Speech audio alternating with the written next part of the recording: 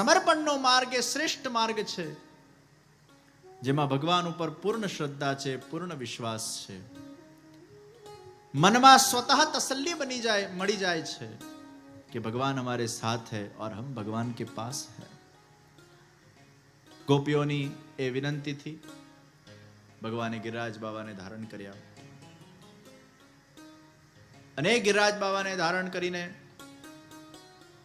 एक आंगड़ी थी गिरिराज बाबा ने धारण कर्या, मुट्ठी बंद करीने आश्वासन बधाने आप्युं कि हूँ तमारा सर्वनो नाथ छूं અને એકવાર તમારું મારા સાથેનું સંબંધ હોય તો હું ક્યારે પણ તમને છોડીશ નહીં. નેત્ર ઝુકાવેલા છે. ચતુર્ભુજ સ્વરૂપના દર્શન ભગવાને આપ્યા. એક હાથથી ભગવાન વાંસુરી વગાડતા ગયા, એક હસ્તથી ભગવાને ગિરિરાજને ધારણ કર્યા, એક હસ્તમાં શંખ છે અને 4 હાથવાળા ભગવાને દર્શન આપ્યા તો બધા જ વ્રજવાસીઓએ શ્રી ગોકુલનાથજીનો જય જયકાર કર્યો. અરે ये तो हमारा गोकुल वाला नाथ है. वो चतुर्भुज स्वरूप के दर्शन हुए, श्री गोवर्धन नाथ का जय जयकार हुआ, श्री गोकुलनाथ का जय जयकार हुआ और भगवान ने अपने दिव्य स्वरूप के माध्यम से सभी के मन का इस भांति आकर्षण किया. 7 दिवस भूख्या तरस्या खादा पीदा वगर केवल मात्र ए भगवानना ए स्वरूपामृतનું પાન કરતા કરતા સર્વ વ્રજ ભક્તો એ ભગવાનના એ દિવ્ય શરણના અંદર એ પરમ શાંતિનો અનુભવ કરી રહ્યા છે. અને એ ગોવર્ધનનાથજીનું જે સ્વરૂપ એને જ આપણે શ્રીનાથજીનું સ્વરૂપ કહીએ છીએ. શ્રી ગોવર્ધનનાથજી એ શ્રીનાથજી. આગળનું શ્રી લીધું, પાછળનું નાથ લીધું, ગોવર્ધન ખાઈ ગયા એટલે થઈ ગયું શ્રીનાથજી. એ લાંબુ પડે છે. આગળનું શ્રી લીધું, नाथ खाई गया, करी नाख्यू श्रीजी. तो श्रीजी एटले श्री गोवर्धननाथ जी.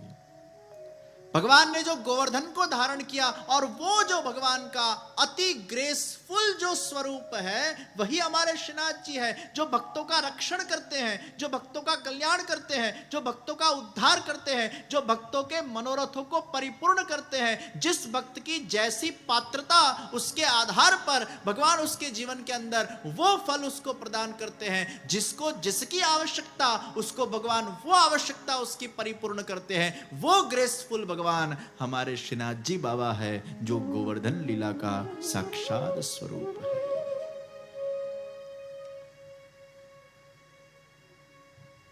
और वो कृष्ण ही है. મને એક જણાએ કીધું કે આ શ્રીનાથજી બાબા છે ને બધાની કસોટી બહુ લે. હા, એટલે શ્રીનાથજી બાબાની ભક્તિ કરવી એટલે આમ બહુ રિસ્કી ભક્તિ કહેવાય. આનું તો કે ઠેકાણું નહીં, એ આપણા ઘેર આવે ને એ દિવસે જ ચોરી થાય. અને અમે સાંભળ્યું છે કે શ્રીનાથજીની ભક્તિ કરો ને એટલે બહુ જ દુઃખ વેડફવા પડે, બહુ જ કસોટીઓ કરે, બહુ જ હેરાનગતિઓ આવે, અરે ધનવાન નિર્ધન થઈ જાય. મેં કીધું એવું તમને કોણે કીધું? એ કે ના અમે એવું સાંભળ્યું છે. મેં કીધું તમે ખોટું સાંભળ્યું છે. जिसकी जो पात्रता है उसके आधार पर भगवान उसको फल देते हैं. और जहां तक बात रही पैसे की, तो भारतना रिचेस्ट व्यक्ति कौन છે? અંબાણી છે. હમણાં જેમના લગ્ન પૂરા થયા એ કોના ભક્ત છે? કોના ભક્ત છે? श्रीनाथजीना भक्त છે. तो रही बात अगर पैसे की, तो भारत के जो सबसे धनिक परिवार है वो भी हमारे श्रीनाथ जी बाबा के ही भक्त हैं. पर भगवान को हम पैसों से कभी भी तोलते नहीं, भगवान को तो भाव से तोलते हैं. और भगवान कभी भी पैसे से तुलते भी नहीं, वो तो भाव प्रेम के भूखे हैं. તમારી પાત્રતા પ્રમાણે ભગવાન તમને ચાહે પૈસા આપે, ચાહે કંચન બનાવે, ચાહે નિષ્કંચન બનાવે. ભગવાન કંચનોના પણ છે અને ભગવાન નિષ્કંચનોના પણ છે. ભગવાન તો એક એવા સૂર્ય છે જે બધાને પ્રકાશ આપે છે. પૈસાથી ભગવાન તોલાય?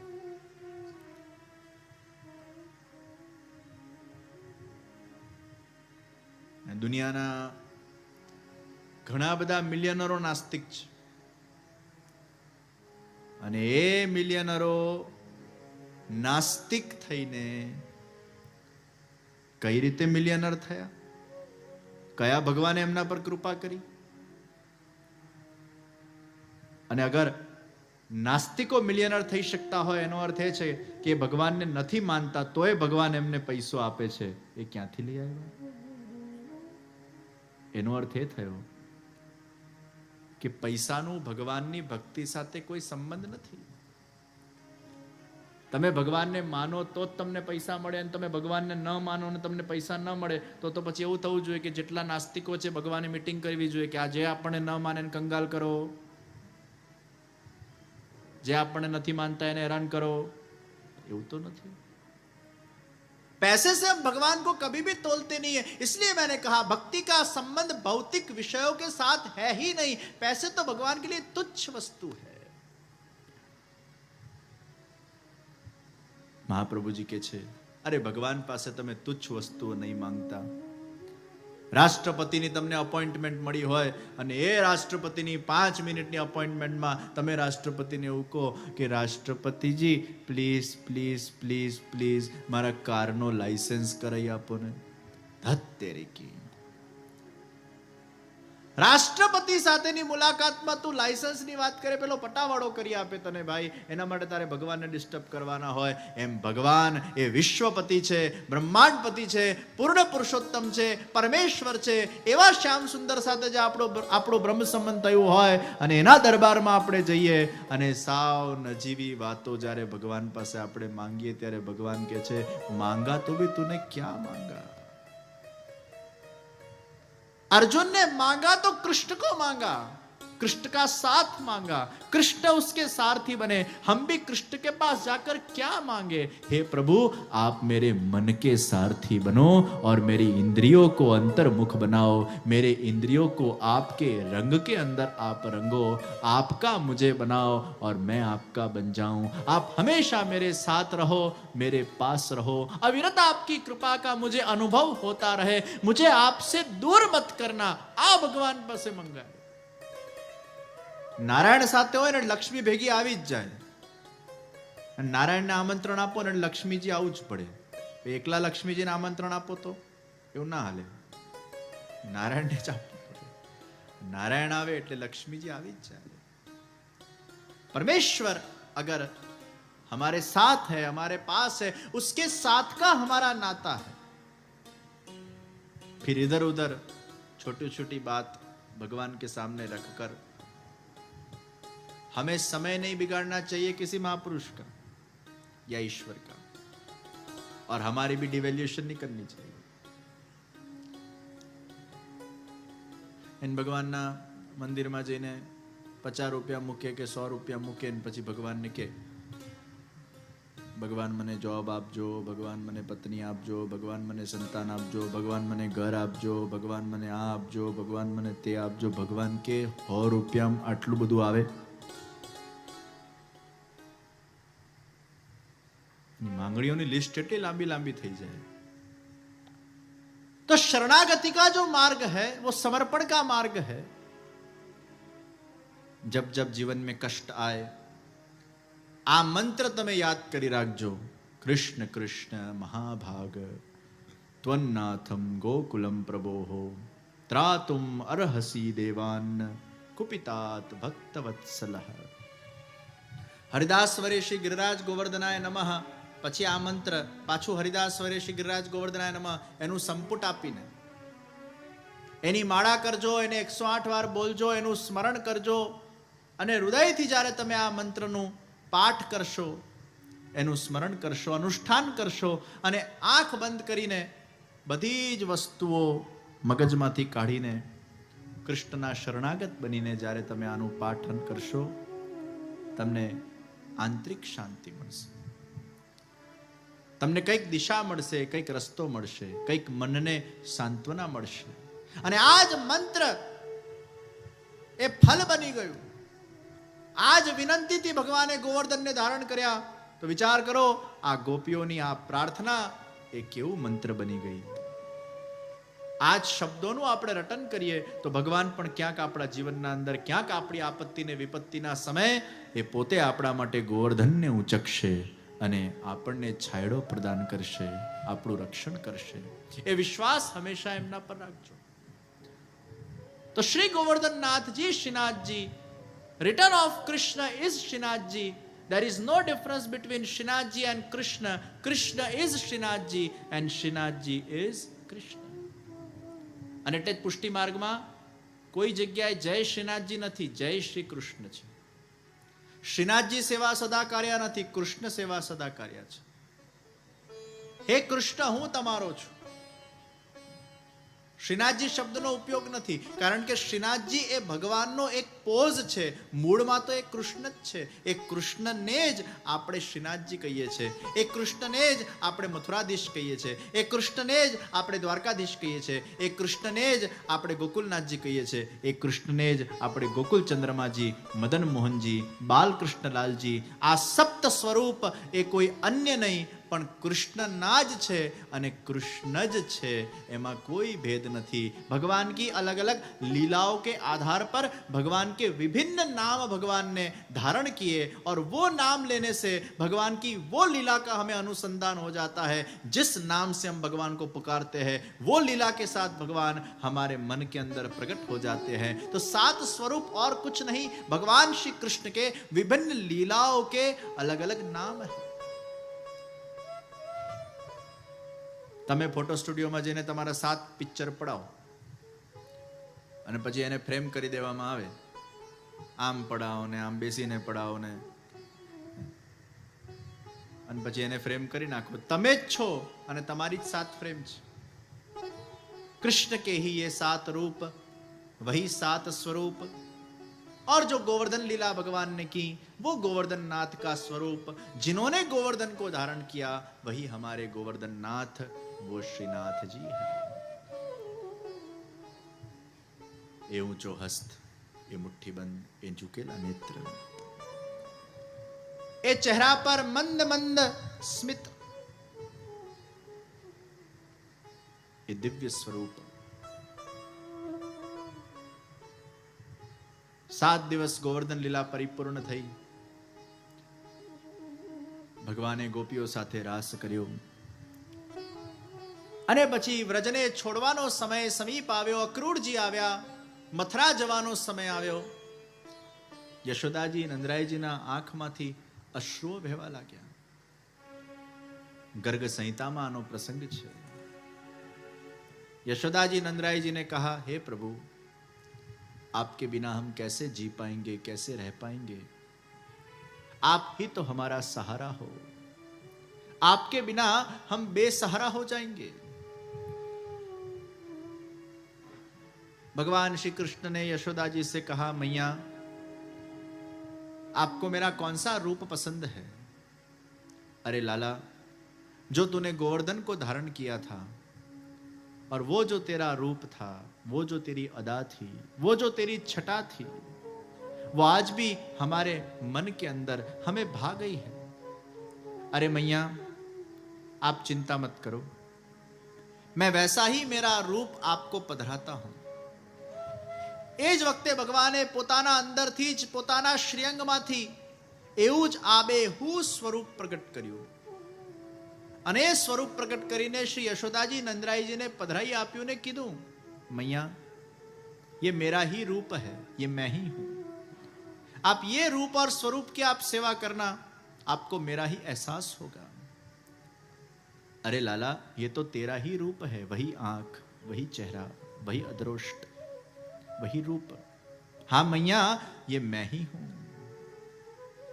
आप इनकी सेवा करके आपके जीवन को गुजारना, मैं हमेशा आपके साथ ही रहूंगा. વર્ષો સુધી યશોદાજી નંદરાયજી એ સ્વરૂપની સેવા કરવા લાગ્યા અને જ્યારે યશોદાજી નંદરાયજીનો જીવનકાલ સમાપ્ત થયો ત્યારે ભગવદ ઈચ્છાથી એ જ સ્વરૂપ ગિરિરાજ બાબાના અંદર અંતર્ધ્યાન થઈ ગયું અને 590 વર્ષ પહેલા એ જ શ્રીનાથજી બાબાના સ્વરૂપની સૌથી પહેલી વાર ભુજાના દર્શન થયા અને વ્રજવાસીઓ એ ભુજાના દર્શન કરીને ખૂબ આનંદિત થયા છે. ये वही श्रीनाथ जी बाबा है जो भगवान कृष्ण ने अपने ही श्रीअंग में से प्रकट किए जो गिरिराज जी में अंतर ध्यान हुए, वही गिरिराज जी में से पुनः स्वयंभू प्रकट हुए, और वही श्रीनाथ जी बाबा आज नाथ द्वारा में विराजमान हैं, जिनके दर्शन करने हम जाते हैं। तो किसी को अगर प्रश्न हो कि 5000 साल पहले कृष्ण भगवान कैसे दिखाई देते थे, આજે આપણે કોઈને પૂછીએ, હે કૃષ્ણ કેવા લાગતા હતા, તો કોઈ કહેશે અમારા ઘરે જે કૃષ્ણની મૂર્તિ છે ને, કૃષ્ણ એવા. પણ ના, એ કોણે બનાવી? એ તો કોઈ માણસે બનાવી. એ માણસે કૃષ્ણની કલ્પના કરી, એને કૃષ્ણ જોયા, એને કૃષ્ણને ઓરિજિનલી જોઈને એવી કલ્પના કરીને એવી મૂર્તિ બનાવી? ના. અરે કૃષ્ણ તો મારા ઘરે જે ભગવાન કૃષ્ણનું ચિત્ર છે ને એવા લાગે છે, પણ ચિત્ર કોણે બનાવ્યું? એ પણ કોઈ ચિત્રકારે બનાવ્યું. એ ચિત્રકારે કૃષ્ણને જોયા? ના. इस विश्व के अंदर वो कृष्ण भगवान कैसे लगते हैं, ऐसा अगर किसी को प्रश्न हो, उसका उत्तर आपको कहीं नहीं मिलेगा. उसका उत्तर आपको केवल नाथ द्वारा श्रीनाथ जी ने मिलेगा. क्योंकि कृष्ण जो 5000 साल पहले जैसे लगते थे, वही आबेहू स्वरूप वो श्रीनाथ जी बाबा का स्वरूप है, और वही नाथ द्वारा में विराजमान है. वही आंख, वही नाक, वही कर्ण, वही चरणारविंद, वही आभा, वही स्वरूप. वो कृष्ण ही श्रीनाथ जी बने, श्रीनाथ जी ही कृष्ण बने. और इसलिए हमारे वहां मूर्ति शब्द न होकर स्वरूप शब्द है. મૂર્તિકાર પોતાના મનના પ્રમાણે, મનને માફક આવે એ પ્રમાણે જે બનાવે એને મૂર્તિ કહેવાય. પણ ભગવાન પોતે પોતાના જ શ્રીઅંગમાંથી જે સ્વરૂપને પ્રગટ કરે એ ભગવાનનું સ્વરૂપ કહેવાય. સ્વસ્ય રૂપઃ ઇતિ સ્વરૂપ. સ્વરૂપ સાક્ષાત છે, અને સ્વરૂપમાં ભાવ છે. સ્વરૂપ બોલો ને, આ ભગવાન છે. મૂર્તિ બોલો એટલે હજી થોડુંક ભગવાન દૂર થઈ જાય છે. એવું લાગે ભગવાન આમાં છે, પરાણે બેસાડ્યા હોય. સ્વરૂપ બોલો એટલે આ ભગવાન જ છે, આ જ છે. મૂર્તિમાં થોડીક દૂરી આવી જાય છે. ઘણા તો મૂર્તિને પાછું પથ્થર કહી દે છે, એમાં તો ભગવાન જ નથી હોતા. અને ઘણા મૂર્તિને પ્રતીક કે છે, ये भगवान का प्रतीक है, ये भगवान का सिंबल है. नहीं, ये प्रतीक नहीं है. प्रतीक में तो भगवान बहुत दूर हो गए.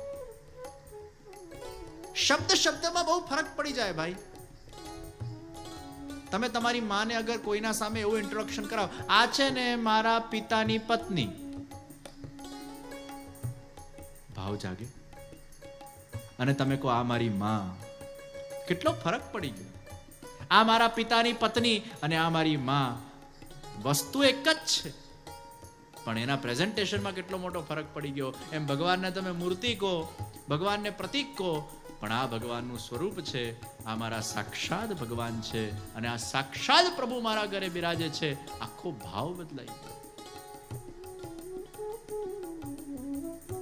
તો સ્વસ્ય રૂપ स्वरूप, और वो स्वयंभू स्वरूप श्रीनाथ जी बाबा का प्रकट हुआ. वही गोवर्धन नाथ जी का स्वरूप पुनः गिरिराज बाबा की तरेटी में से प्रकट होने जा रहा है. 590 વર્ષ પહેલા ભગવાનની એ વામ ભુજાના દર્શન થયા, અને એ ભુજાના દર્શન કરીને વ્રજવાસીઓ ખૂબ પ્રસન્ન થયા છે. પૂજા કરવા લાગ્યા, અર્ચના કરવા લાગ્યા, અને ભગવાનને જોયા નહીં કે ભોળા વ્રજવાસીઓ ભગવાન પાસે માંગવા લાગ્યા, માનતાઓ માંગવા લાગ્યા. માનતાઓ પૂરી થવા લાગી, અને જેમ જેમ માનતાઓ પૂરી થાય, ચમત્કાર કો નમસ્કાર, જેમ જેમ ચમત્કાર થતા જાય તેમ તેમ નમસ્કાર વધતા જાય. એમ ભગવાનના ચમત્કારો થવા લાગ્યા, નમસ્કાર વધવા લાગ્યા. 69 વર્ષ સુધી ભગવાનની ભુજાની પૂજા થઈ, અને 69 વર્ષ પછી ગિરિરાજ બાબાની તરેટીના અંદર ઘણા બધા ગામો, એક આન્યોર ગામ, બીજું જમનાવતા ગામ. આન્યોર ગામના મુખી સદુ પાંડે, જમનાવતા ગામના અગ્રણી ધર્મદાસ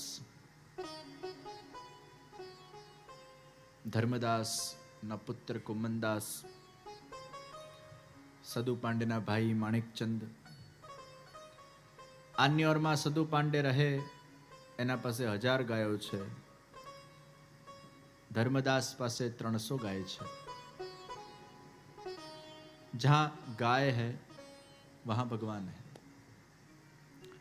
ગાય ભગવાનને બહુ વાલી છે અને ગાય બધાને વાલી હોવી જોઈએ, કારણ કે જે ભગવાનને વાલું હોય એ આપણું વાલું થાય તો આપણે ભગવાનના વાલા બનીએ. જે ભગવાનની પ્રિય હોય અને એ પ્રિય વસ્તુને અગર આપણે સાચવીએ, એનું સંવર્ધન કરીએ, એનું રક્ષણ કરીએ, એનું પોષણ કરીએ તો એ ભગવાનના આપણે પ્રિય બનતા હોઈએ છીએ. ગાયનું દૂધ એ શ્રેષ્ઠ દૂધ છે. મેં પહેલા દિવસની કથામાં કીધેલું, ગાવો વિશ્વસ્ય માતરઃ, वो विश्व की माता है. આજના સમયમાં ઘણા બધા લોકોને એવું થઈ ગયું છે કે ગાયનું દૂધ પીવાય કે ના પીવાય. ગાયનું જ પીવાય ને ભેંસનું થોડું પીવાય. જેનું દૂધ પીવો એના જેવા થાવ, ભેંસનું પીવો તો ભેંસ જેવા થાવ, શારીરિક રીતે પણ અને માનસિક રીતે પણ. આ દુનિયાનો સૌથી આળસુ પ્રાણી કોણ? ભેંસ. હવે ભેંસનું દૂધ તમે પીઓ એટલે આળસુ બનો. ભેંસ પડી જ રહે એક જગ્યાએ, ઊભી જ ન થાય, મહા આળસુ. આજે ઘણા બધા અમુક યુવાનોમાં એવી આળસ ઘૂસેલી છે, એવી આળસ ઘૂસેલી છે, એવી આળસ ઘૂસેલી છે, એ 12 કલાક ઊંઘ ખેંચી નાખે. 12 કલાક ઊંઘ કેવી રીતે આવે? એ આળસ પથારીમાંથી ઉભો જ ન કરે. તો ભેંસનું દૂધ વ્યક્તિને આળસુ બનાવે. ભેંસનું દૂધ બુદ્ધિને બેર મારે. ઘણાને સૂચકો જ ન પડતો હોય શું કરવું, કેમ કરવું, કઈ રીતે કરવું. આ ભેંસનું દૂધ. ગાયનું દૂધ પાચન માટે સારું. ભેંસનું દૂધ મીઠાઈઓ માટે સારું, ગાયનું દૂધ પાચન માટે સારું. પણ કઈ ગાયનું દૂધ પીવાય? દેશી ગાયનું દૂધ પીવાય, જર્સીનું નહીં. પાછી જર્સી ગાયનું દૂધ સારું નહીં, દેશી ગાયનું દૂધ સારું. જે ગાયના અહીંયા પીઠ પર હમ્પ હોય, હમ્પ આમ ઊંચો વિભાગ હોય છે, એ દેશી ગાય, અને ફ્લેટ હોય એ જર્સી ગાય. હવે હમ્પ વાળી જે ગાય હોય એ હમ્પ શું છે ખબર છે? એમાં સૂર્યકેતુ નાડી જાય છે, અને એ સૂર્યકેતુ નાડીમાં એ શક્તિ છે કે સૂર્યની કિરણોને એબ્ઝોર્બ કરે છે, અને એ નાડીમાંથી એ કિરણો એબ્ઝોર્બ થઈને એ ગાયના આખા શરીરમાં જાય છે. એના દૂધમાં પણ એનું તેજ દેખાય છે. અને હમણાં સંશોધન કરવામાં આવ્યું કે ગાયના દૂધમાંથી એકદમ રંચક સુવર્ણની પ્રાપ્તિ થઈ. એ સુવર્ણની પ્રાપ્તિ કઈ રીતે થઈ? એ સૂર્યકેતુ નાડીમાંથી એ સૂર્યના કિરણરૂપી સુવર્ણને એ ગાય પોતાના અંદર ધારણ કરે છે. શ્રી પ્રભુને પ્યારા શ્રી યમુનાજીના લાડીલા એવા રસિક સત્સંગી વૈષ્ણવોને જે શ્રીના આ વચનામૃત ગમ્યા હોય તો આ વિડીયોને લાઈક કરજો, શેર કરજો અને કમેન્ટ બોક્સમાં જય શ્રી કૃષ્ણ જરૂર લખજો. અને અમારી ચેનલ શ્રી વલ્લભને સબસ્ક્રાઈબ કરવાનું ભૂલશો નહીં. સર્વે વહાલા વૈષ્ણવોને ભાવથી જય શ્રી કૃષ્ણ.